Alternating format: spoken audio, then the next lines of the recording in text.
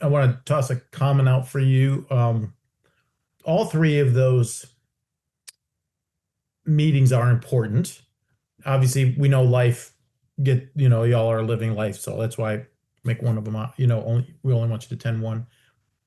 But or I'm sorry, we at least want you only to whatever, you know what I'm saying. Love you to attend all three if you can. But the reason why they're designed a certain way, and I want you to understand kind of the heart of them, and it's this ministry, cross-cultural ministry, same culture ministry, um, is usually your day, your week, your month, your year is always around a problem. Okay. In life and ministry, in all of my years of ministry, very few people have ever just walked into my office and asked a theological question and just wanted to talk truth. Usually, if there's a phone call or an email or somebody knocking on my door, it's because something went wrong, right? So you're trying to solve a problem, or you set a course in a certain direction, everything blows up. Matthew, you kind of referenced that a little bit. All of a sudden, life kind of blows up, and you're like, "Whoa, what happened? How is this happening?" And so you need three things. Okay, you need encouragement, and you've got to find the people to be around. You need that encouragement. Second, you need a place to flesh out your problems you're trying to solve because you don't know everything and you're trying to figure things out. And especially in missions, it's cross-cultural. You don't know the culture. You don't know if what you're doing is right.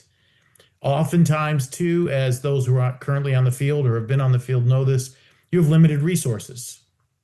You don't have all the money in the world. You don't have all the stuff. So you need a place to work that out. And then third is that you've got to find the trusted veterans that you can turn to for help. And you should always build that into your ministry plan. Who are the veteran people that I know, that I trust, that I can reach out to when the wheels come off the bus? So what we're doing is designing this around the experience of ministry. Every week you get a prompt, which would be your problem. You're going to get encouragement. You're going to get a chance to flesh out that prompt, and then you're going to get a chance to submit that to somebody to help you sort it out. And what we're trying to do is not only teach you how to do cross-cultural church planning, we're also trying to teach you the rhythm of ministry. That ministry has a rhythm to it, and so we're centering it around those rhythms of encouragement, of fleshing out the solution, and then seeking godly counsel from somebody other than yourself. So that's why those are there. So if you can make all three of those work, really make it work, because it's a good discipline, start developing the appetite for it. Now, again, we get it. Some of you might have ministry responsibilities on a Wednesday night or something like that. Yeah, fine, we get that. But if you can make something work, it really will help you in the long run. Start to cultivate a taste for certain things. Because I'll say one more thing and then I'll stop here.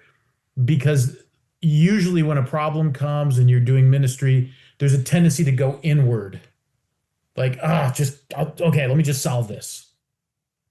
And to kind of turn to yourself. And then when you do that, you lose trust in everybody around you.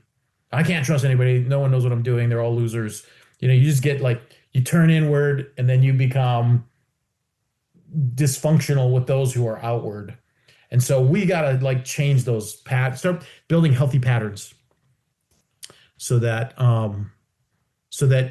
that's a pattern you're going to get in and you're going to stay in, and it will help you. And this is true for cross-cultural ministry, but it's true in any ministry. You need to have those three things. So we're trying to design, not just pass along missionary information to you, in a laboratory.